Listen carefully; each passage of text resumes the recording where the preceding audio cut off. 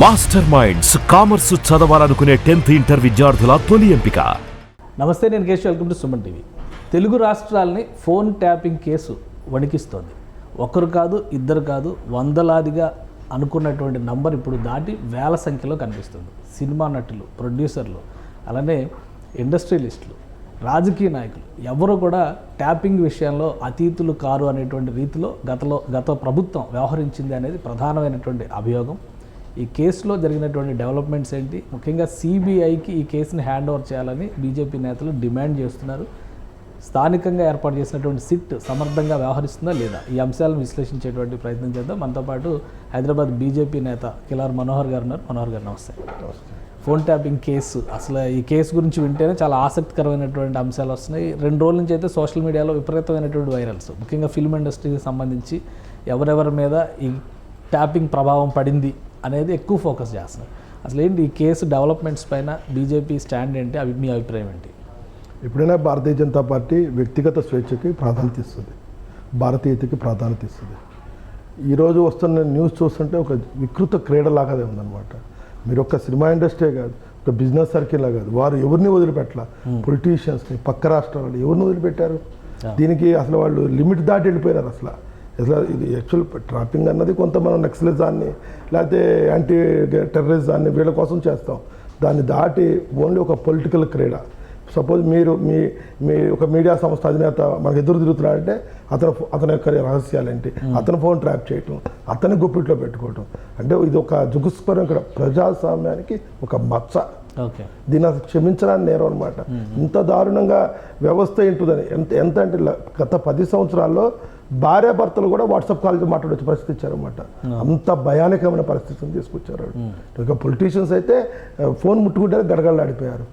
మొత్తం వ్యవస్థనే వాళ్ళ చేతుల్లో పెట్టుకున్నారు. రియల్ ఎస్టేట్ కానించి వాళ్ళు బెదిరించిన వ్యవస్థే ఉంది. రూమర్ ప్రకారం చూస్తుంటే భారతదేశంలోనే గొప్ప పారిశ్రామికవేత్త అదే కన్స్ట్రక్షన్ దాంట్లో ఉన్నాయి, వాళ్ళ భార్యాభర్తల మధ్యలో కూడా చేశారు ట్రాప్ అని. ఎంత దారుణం అంటే ఇక దానికి వాడికి డబ్బే పరమావధిగా. మనం అందరం దీంట్లో ఏంటంటే డబ్బు గురించి మాట్లాడితే పక్క రాష్ట్ర మాజీ ముఖ్యమంత్రిని ప్రామాణికం తీసుకుంటారు.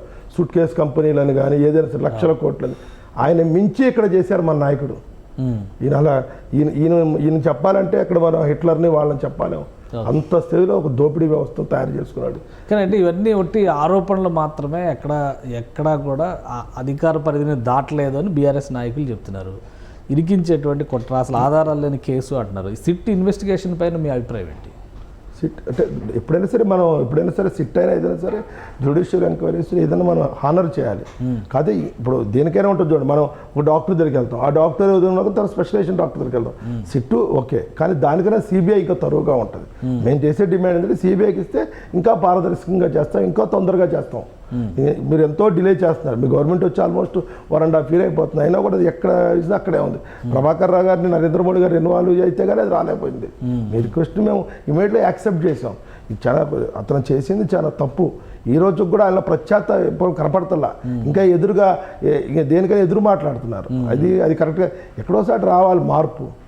నేను చేసిన తప్పు అన్న భావన కూడా లేదు.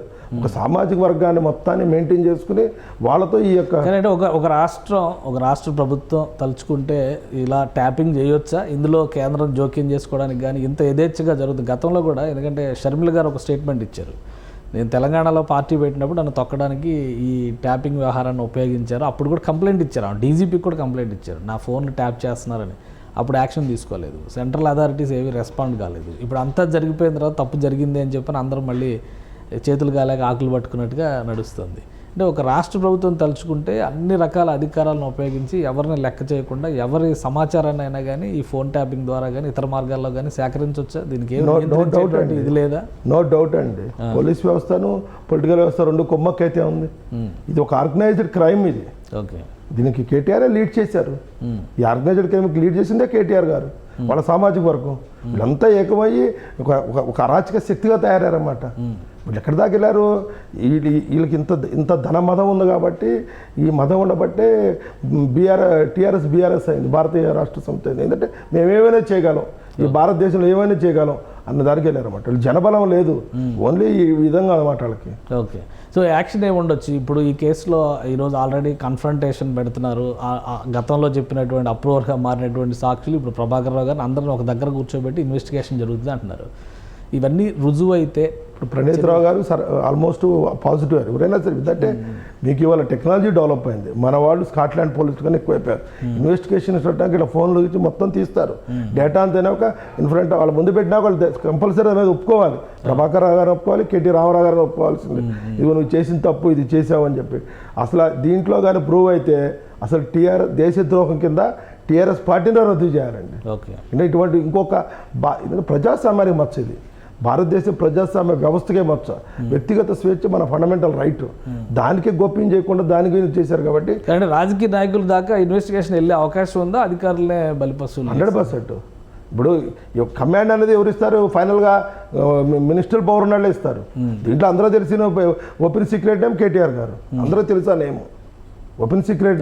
ఒక రాష్ట్రానికి పరిమితం అయితే ఇక పక్క రాష్ట్రానికి పాకే అవకాశం ఉంటుంది.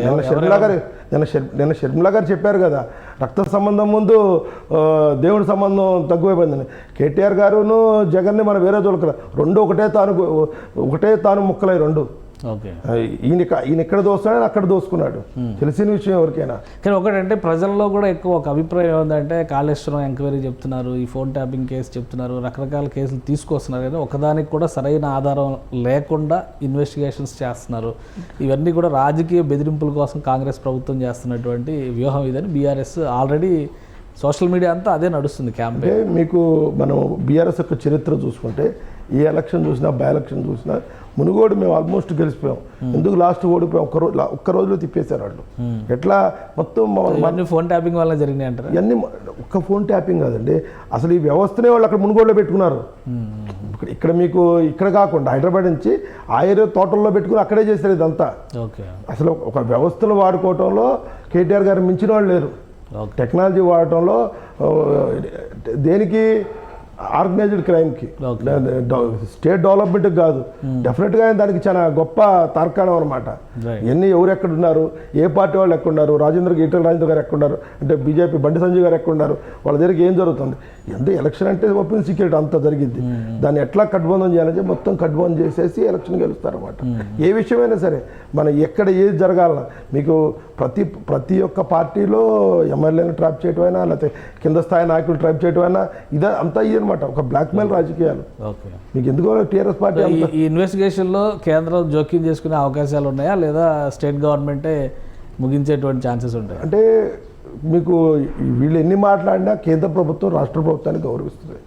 వాళ్ళ లిమిట్లో వాళ్ళు ఉంటాయి. డెఫినెట్గా మన సీఎం గారు అడిగితే కేంద్ర ప్రభుత్వం రెడీగా ఉంది దీంట్లో ఇన్వాల్వ్ అవడానికి. ఇప్పుడు రేవంత్ రెడ్డి గారు తనతో చేత కాకుండా ఉంటే డెఫినెట్గా వారు మా సహాయం కోరితే 100,000%. ఎందుకంటే ఇది వ్యక్తిగత స్వేచ్ఛకు ఇది గొడ్డలు పెట్టు కాబట్టి డెఫినెట్గా కేంద్ర ప్రభుత్వం జోక్యం చేసుకుంటుంది. అట్లానే స్టేట్ గవర్నమెంట్ ఓవర్ రైట్ చేయదు. రైట్, థ్యాంక్ యూ మనోహర్ గారు విశ్లేషణ అందించినందుకు. ఇది ఫోన్ ట్యాపింగ్ వ్యవహారం చిలికి గాలివానగా మారింది. అనేక మంది జీవితాలతో ఆడుకునేటువంటి అంశంగా తయారైంది. కాబట్టి అవసరమైతే రాష్ట్ర ప్రభుత్వం కోరితే కేంద్రం కూడా జోక్యం చేసుకుంటుంది. కానీ అసలైన దోషులను మాత్రం ఎట్టి పరిస్థితుల్లో వదిలిపెట్టకూడదని మనోహర్ గారు కోరుతున్నారు. ఇది special discussion. Keep watching. Suman టీవీలో మీ పర్సనల్ అండ్ బిజినెస్ ప్రమోషన్స్ కోసం కింది నెంబర్కి కాంటాక్ట్ చేయండి.